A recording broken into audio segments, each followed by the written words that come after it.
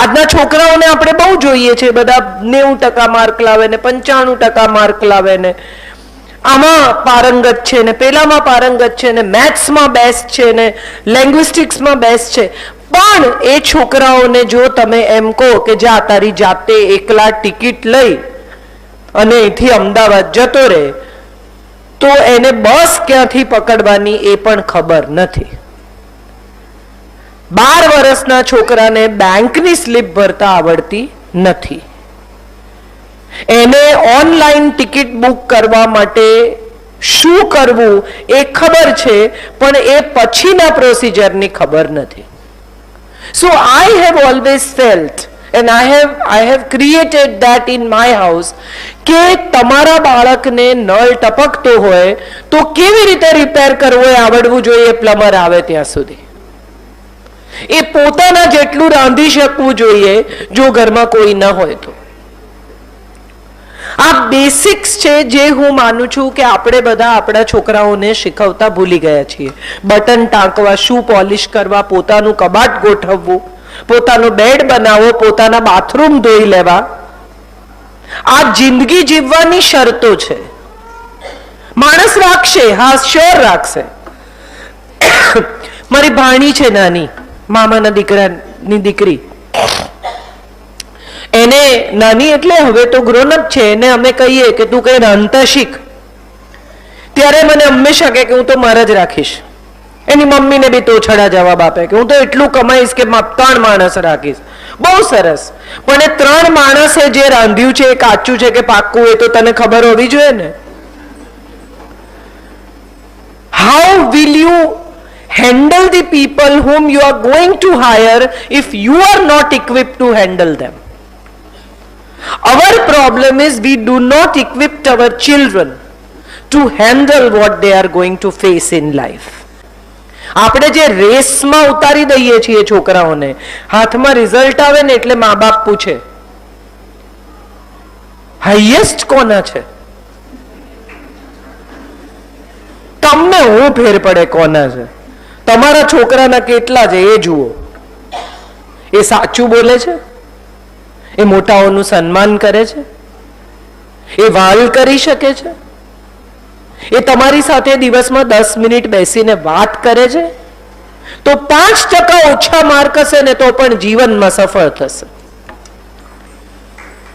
આ વાત હું માનું છું આપણે શાળાઓ શીખવવાનું ભૂલી ગઈ છે. એક તો આ આખી જનરેશનને ખૂબ કંટાળો આવે છે દરેક વાતનો. એમને કોઈ ચીજમાં રસ નથી પડતો. કોઈક ચીજ તો એવી હોય ને કે જેમાં એનો ઇન્ટરેસ્ટ હોય. આ પબજી રમે એ પણ કેટલા દિવસ રમે, તરત છોડી દે. નવી ગેમ આવે, થોડા દિવસ રમે, તરત છોડી દે. નવી વસ્તુ તમે શીખવવાનો પ્રયત્ન કરો, નવા ક્રાફ્ટ ક્લાસમાં મૂકો, નવા મ્યુઝિક ક્લાસમાં મૂકો, તમે સ્કેટિંગ શીખો, તમે સ્વિમિંગ શીખો, આ બધાથી કંટાળી જાય. કેમ કંટાળી જાય? કારણ કે આપણે એની ઉપયોગિતા નથી સમજાવતા. આપણે માત્ર એટલું જ સમજાવીએ છીએ કે તને આ તારે કરવું જોઈએ, કર, દોડ.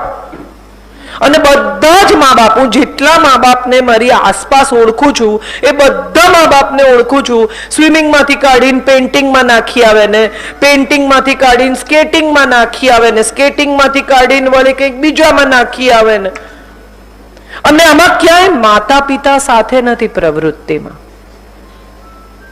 I am sincerely, I have spoken to Rishi and I said કે પેરેન્ટિંગના વર્કશોપમાં એકચ્યુઅલી જો મારે વાત કરવી હોય તો મારે એ કહેવું છે કે તમારા બાળકના શિક્ષણમાં તમને કેટલો રસ છે એના ટકાવારી સિવાય. કેટલા મા બાપને ખબર છે કે તમારા છોકરાના સિલેબસ શું છે, ગુજરાતીમાં કઈ કવિતા ભણાવે છે?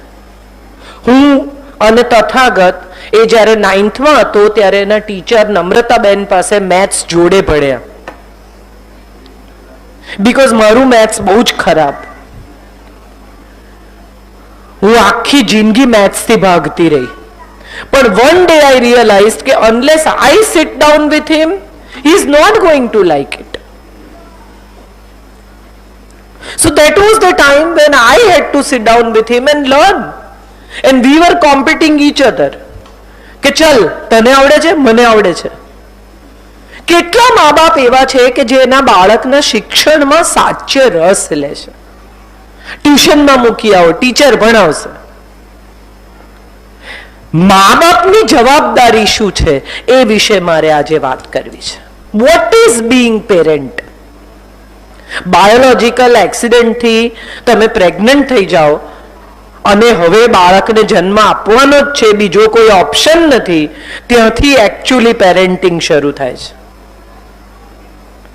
એક જીવને અરે યાર હવે પ્રેગ્નન્સી રહી ગઈ, હવે શું કરશું?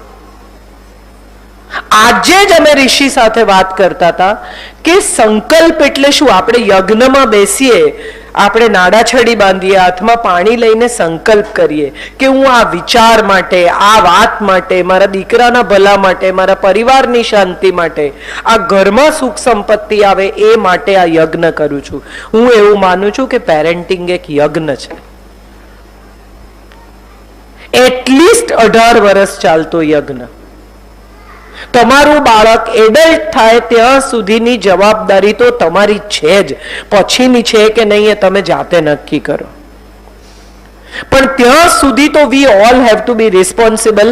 In which what we do is ટ્યુશનમાં જાય, સ્કૂલ વાળા પાસે. અચ્છા, એક બહુ મજાની વાત એ છે કે સ્કૂલમાં મૂક્યા પછી મોટા ભાગના મા બાપ એવું માને છે કે હવે બાકીની બધી જ જવાબદારી સ્કૂલની છે.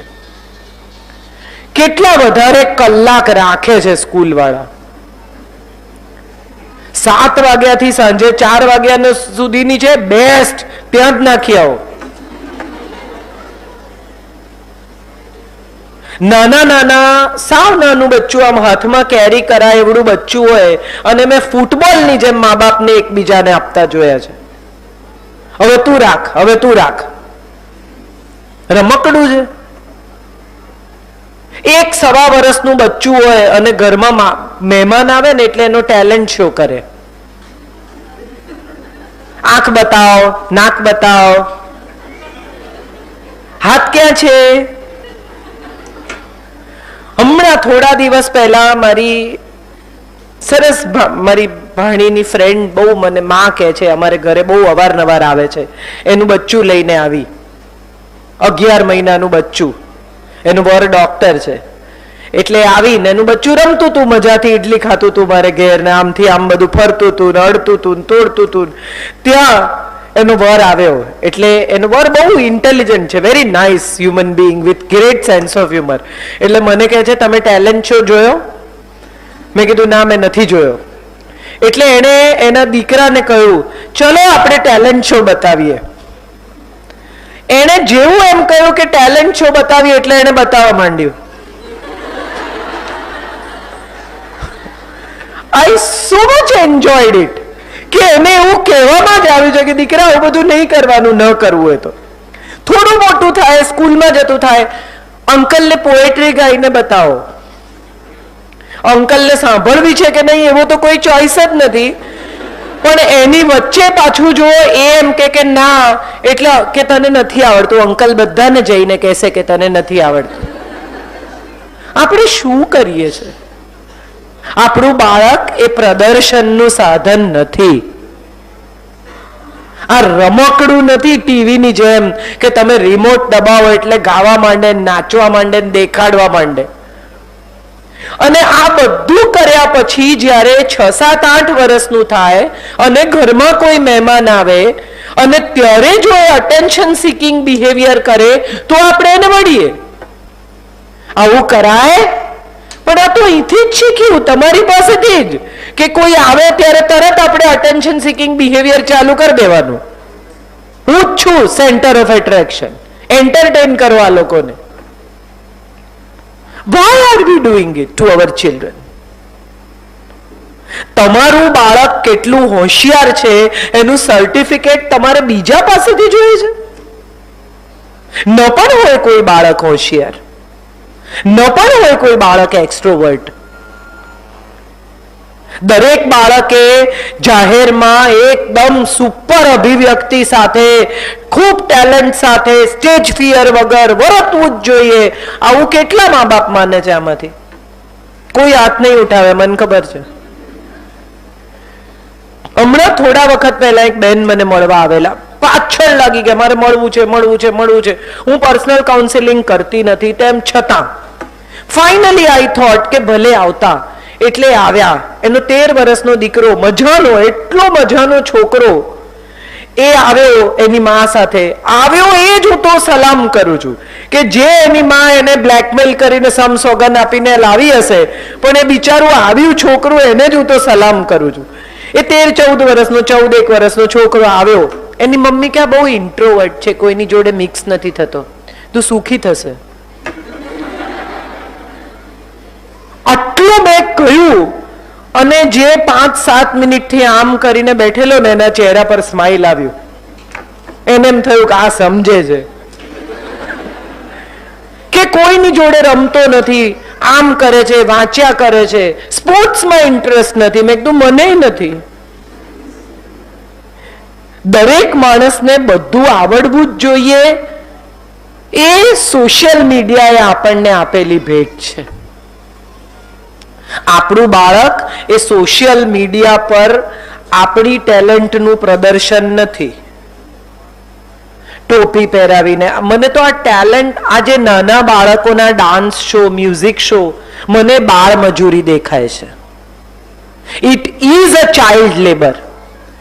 જેણે પણ આ સ્ટુડિયોની વિઝિટ કરી હશે, કે જેણે પણ આ છોકરાઓને કામ કરતા જોયા હશે ને, એને સમજાશે કે એ લોકો પાસે કેટલું ભયાનક કામ લેવામાં આવે છે. જુગલ હંસરાજ નામનો એક અદ્ભુત એક્ટર બાળ કલાકાર તરીકે બજારમાં આવી ગયો ને, એમાં એ છોકરો ખોવાઈ ગયો. આટલી બધી ઝડપથી આપણે એને પબ્લિસિટી અપાવવા નીકળ્યા છીએ. આપણને એમ છે કે 4 વર્ષનું 3 વર્ષનું છોકરું પબ્લિસિટીમાં આવી જાય, લાઇમલાઇટમાં આવી જાય, ગ્લેમરમાં આવી જાય. નાનકડી 6 વર્ષની છોકરી નખરા કરીને ડાન્સ કરે, ચાંપલું ચાંપલું બોલે સિરિયલ્સમાં. એનું બાળપણ કેટલી નાની ઉંમરે ઝૂંટવો છો તમે. ખબર પડે છે કોઈને કે ખરેખર મજા કરવાની ઉંમરે તમે એને મેચ્યોર કરી નાખ્યું છે. એને હવે મેચ્યોરિટીથી વર્તવાનું છે. એને ચાંપલું ચાંપલું ડાયલોગ મોઢે કરીને બોલવાનું છે. મને ઘણીવાર આ બાળકોની દયા આવે છે. ઘેટા બકરાને જેમ પેલા કતલખાને લઈ જતા હોય ને, એવી રીતે મા બાપ એને સ્ટુડિયો લઈ જાય સવારે ઊંઘમાંથી ઉઠાડીને. શેને માટે? તમારો શોખ છે માટે. તમારે કેવું છે કે મારો દીકરો છે, મારી દીકરી. જોઈ તમે અમૂલ વોઇસ ઓફ ઇન્ડિયામાં જીતી ગયો, એને તો પડીએ નથી, એ તો સ્ટુડિયોમાં ઊંઘી જાય છે. આપણે બધા અજાણતા જ એવું માની બેઠા છીએ કે ટેલેન્ટનો અર્થ એ છે કે એ પબ્લિસિટીમાં આવવી જોઈએ. ટેલેન્ટને અને પ્રસિદ્ધિને કોઈ નિસ્બત જ નથી.